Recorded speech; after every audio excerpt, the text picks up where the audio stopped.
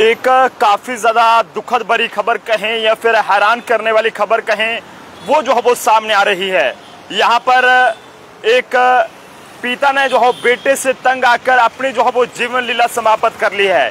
ये खबर सुनकर आपको यकीन नहीं हो रहा होगा, क्या कभी हमारे समाज में ऐसा हो सकता है या फिर नहीं हो सकता है।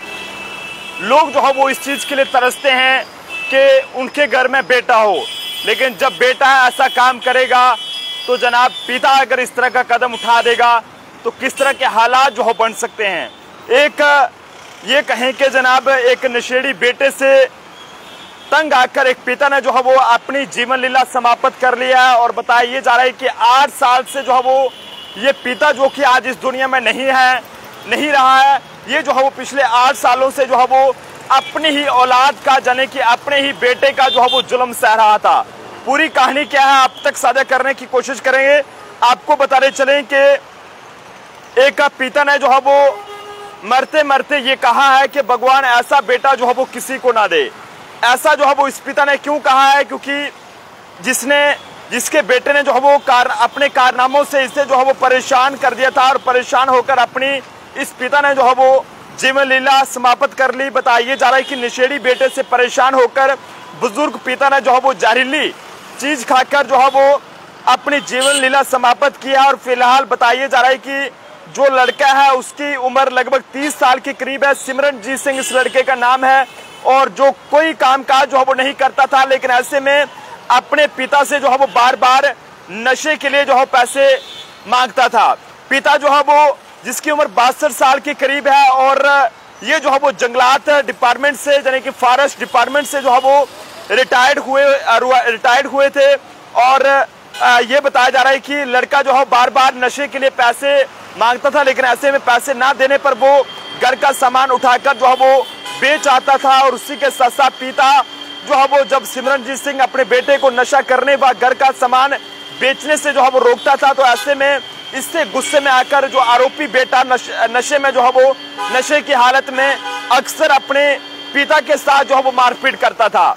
ये आखिरकार कैसा बेटा था जनाब, जो कि नशे के लिए अपने घर से सामान बेच देता था, पिता से पैसे मांगता था, और जब पिता इसे नशा करने से रोकता था तो ये अपने पिता के साथ बदतमीजी और मारपीट करना शुरू कर देता था।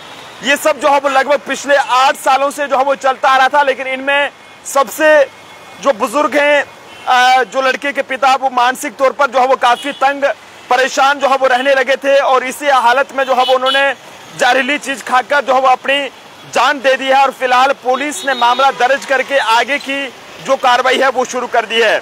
बता दें कि फिलहाल जो लड़के की दादी है उसकी तरफ से पुलिस को शिकायत दी गई है। अपने पोते के खिलाफ उसने शिकायत दी है सिमरनजीत सिंह के खिलाफ, जिसके खिलाफ पुलिस ने मामला दर्ज कर लिया और फिलहाल उसे गिरफ्तार किया जा रहा है। लेकिन ऐसे में बता दें कि ये पूरा मामला जो है वो पंजाब के पटियाला का है।